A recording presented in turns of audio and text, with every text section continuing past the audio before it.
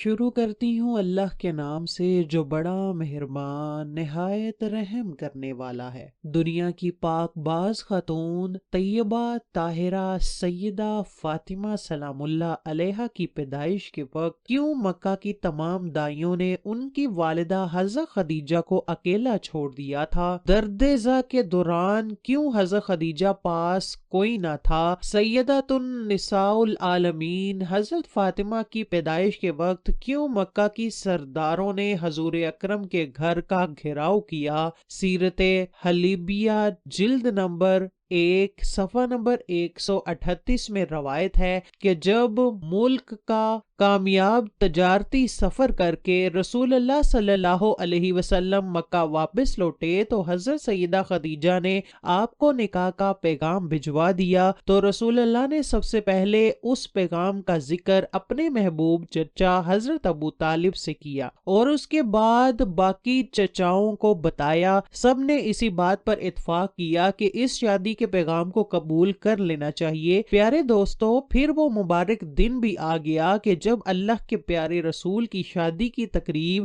حضرت خدیجہ کے گھر ہوئی۔ وہاں حضرت خدیجہ کے رشتہ دار عمرو بن اسد اور ورقہ بن نوفل وغیرہ موجود تھے۔ حضور کے چچا حضرت ابو طالب نے نکاح کا خطبہ پڑھا اور حضرت خدیجہ کی طرف سے ورقہ بن نوفل نے جوابی کلمات کہے۔ بے شک حضرت خدیجہ ملکہ کی بہت با اثر خواتین میں شامل تھیں، لیکن اس نکاح کے بعد جب رسول اللہ نے تبلیغ حق کا پیغام دینا شروع کیا تو مکہ کی خواتین نے حضرت خدیجہ کا بھی بائیکاٹ کر دیا اور ساری عورتیں یوں طاقتیں دینے لگیں۔ حضرت خدیجہ نے ایک تنگ دست اور یتیم جوان سے شادی کر کے اپنی شخصیت گرا دی ہے۔ اس لیے اس شادی کے واقعے کے بعد مکہ کی سردار اور امیر عورتوں نے حضرت خدیجہ کی طرف آنا کم کر دیا۔ شب معراج کی رات جب حضور اکرم جنت سے گزرے تو حضرت جبرائیل نے آپ صلی اللہ علیہ وسلم کو درخت طوبہ کا میوہ پیش کیا۔ جب پیغمبر زمین پر واپس آئے تو اسی میوے سے حضرت فاطمہ کی ولادت کا عمل شروع ہوا۔ اگرچہ معراج مکہ کے آخری ایام میں ہوئی، لیکن مفسرین نے لکھا ہے کہ معراج بھی نبی مکرم کو کئی دفعہ ہوئی۔ جیسا کہ بہت سی احادیث میں ہمیں یہ پتا چلتا ہے کہ نبی کریم اپنی لاڈلی حضرت فاطمہ کو بہت بوسے دیا کرتے تھے۔ ایک دن آپ کی زوجہ نے سوال کیا کہ آپ فاطمہ کو اتنا چومتے کیوں ہیں؟ تو نبی مکرم نے فرمایا کہ میں جب بھی فاطمہ کو بوسہ دیتا ہوں تو مجھے اس میں سے جنت کی خوشبو محسوس ہوتی ہے۔ اس حدیث کو امام بخاری، امام سیوطی اور امام طبری کے ساتھ ساتھ تقریباً تمام حدیث کتب میں بیان کیا گیا ہے۔ عظیم مولود نے پاک بہشتی میووں پر مشتمل غذا کے زیر اثر نبی آخر الزماں جیسے والد اور حضرت خدیجہ جیسی پرہیزگار والدہ سے 20 جمادی الثانی کو دنیا میں قدم رکھا۔ آپ سورۃ الکوثر کی تفسیر بن کر آئیں کہ جس سے مخالفین کے طعنے اور مذمتیں ناکام ہو گئی۔ چنانچہ پیدائش کا واقعہ امام طبری نے ذخائر العقبہ میں کچھ اس طرح نقل کیا ہے کہ جب سے نبی مکرم سے حضرت خدیجہ نے نکاح فرمایا تو مکہ کی تمام عورتیں آپ کے خلاف ہو گئیں اور کبھی بھی موقع پر آپ کا ساتھ نہ دیتی تھیں۔ جب حضرت خدیجہ کی پیدائش کا وقت شروع ہوا اور وضع حمل کا وقت قریب آیا تو قریش کی خواتین کو پیغام بھیجا گیا کہ وہ اس تکلیف دہ عمل میں مدد کے لیے حضرت خدیجہ کے پاس تشریف لائیں۔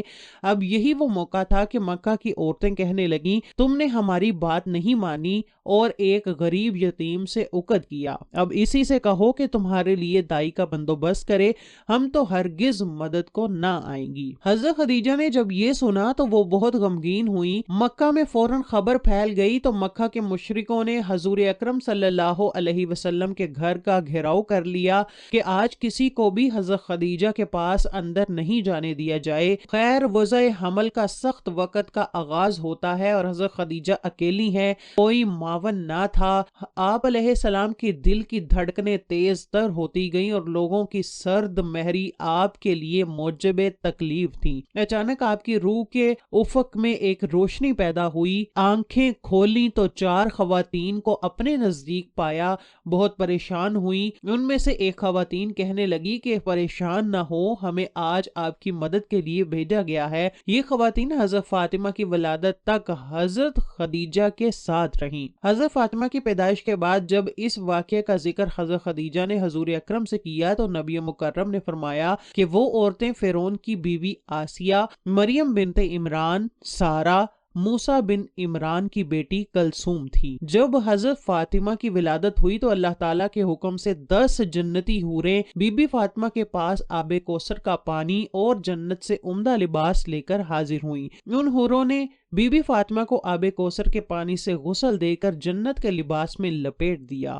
سبحان اللہ۔ اس وقت اچانک آسمان پر ایسا نور روشن ہوا، ایسا نور فرشتوں نے کبھی بھی نہیں دیکھا تھا۔ ان 4 عورتوں نے حضرت بی بی فاطمہ کو حضرت خدیجہ رضی اللہ تعالی عنہا کی گود میں دیتے ہوئے یہ الفاظ بولے کہ یہ تمہاری بیٹی طاہرہ ہے، خدا ان کی نسل سے حضور اکرم کی نسل بڑھائے گا۔ روایت میں آتا ہے کہ ام ایمن حضور اکرم کے گھر پر آپ کو مبارکباد کہنے کے لیے آ رہی تھی کہ راستے میں ان کو سلیمان نامی ایک عورت ملی۔ اس نے پوچھا کہ ام ایمن تم جلدی چل کر کہاں جا رہی ہو؟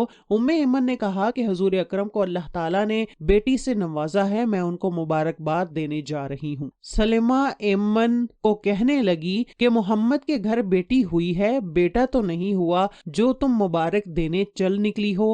یہ سوچو کہ ان پر کیا گزر رہی ہوگی، کیونکہ اس وقت مشرکین لڑکیوں کو پیدا ہوتے ہی دفن کر دیتے تھے۔ حضرت ام ایمن فرمانے لگیں، سلیمہ یہ بیٹی اللہ کے رسول محمد کے گھر پیدا ہوئی ہے، کسی کافر سردار کے گھر نہیں۔ مجھے یقین ہے کہ دین اسلام میں بیٹیوں سے وہ سلوک نہیں ہوگا جو ہمارے آباء و اجداد کرتے چلے آ رہے ہیں۔ ام ایمن کی باتیں سن کر سلیمہ کا چہرہ زرد پڑ گیا، کیونکہ سلیمہ کے گھر بھی 3 بیٹوں کا جنم ہوا تھا، لیکن سلیمہ کے خاوند نے تینوں بیٹیوں کو ہی زندہ دفن کر دیا تھا۔ یہ سلیمہ کے گھر ہی نہیں ہوا تھا بلکہ یہ عرب کے مشرکین میں رواج عام تھا کہ جب ان کے گھر کوئی بیٹی پیدا ہوتی تھی تو وہ اس کو مار کر یا پھر زندہ زمین میں گڑھا کھود کر دفن کر دیتے تھے۔ عرب کے چند قبیلے تھے جو اپنی بیٹیوں کو پیدا ہوتے ہی دفن نہیں کیا کرتے تھے بلکہ ان کی پرورش لڑکوں کی طرح ہی کرتے تھے، لیکن زیادہ تر قبائل لڑکی کو پیدا ہوتے ہی دفن کر دیتے تھے۔ سلیمہ بھی ام ایمن سے باتیں کرتے ہوئے ان کے ساتھ ہی حضور اکرم کے گھر چلی گئیں۔ سلیمہ نے سوچا کہ میں بھی دیکھتی ہوں کہ حضور اکرم کا بیٹی کی ولادت پر رد عمل کیا ہے۔ جب یہ دونوں خواتین حضور اکرم کے گھر پہنچی تو کیا دیکھا کہ حضور اکرم اپنی بیٹی کو گود میں اٹھائے پیار کر رہے ہیں، اس کے چہرے مبارک سے بوسے لے رہے ہیں۔ جو بھی بیٹی کی مبارک دینے کے لیے آتا ہے